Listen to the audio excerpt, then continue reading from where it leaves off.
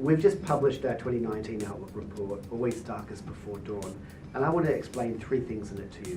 One is our view that there's going to be a downturn in the first half of the year, but then we see a recovery in the second half and it extending into 2020. And the third thing I want to explain to you is our view on inflation, where we're much below the street. So firstly, why the downturn in the first half? One reason is China. We expect a faster deceleration in growth in the first half of the year. That's going to affect the rest of Asia, and particularly the property market we are concerned about in China. Secondly, the global electronics downturn we think is going to deepen. Thirdly, we think the trade protectionism that we've seen, we've got a truce at the moment, but we don't think it's all clear. We think particularly around technology transfer, IP, there's going to be more frictions ahead.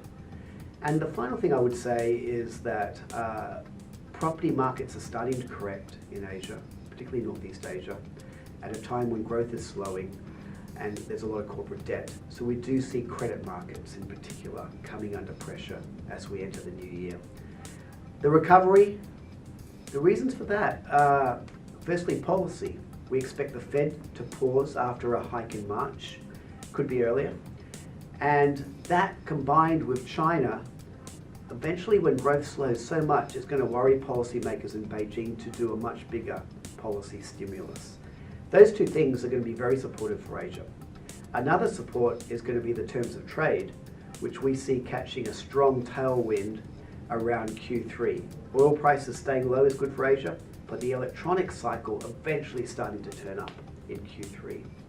And the third point I'd make is the growth differential with Asia, with the rest of the world.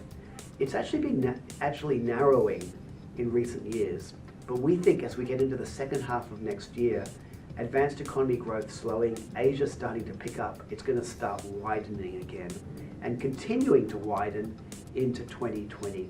We see that as a very powerful force in attracting capital inflows to seek out business opportunities in Asia.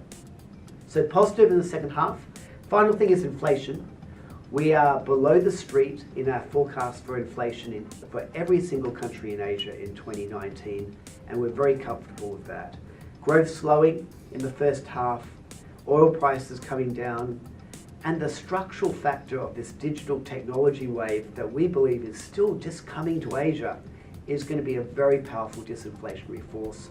We wouldn't be surprised if some countries in Asia have negative year-on-year inflation in the first half of next year. You'll hear that first at Nomura. Thank you.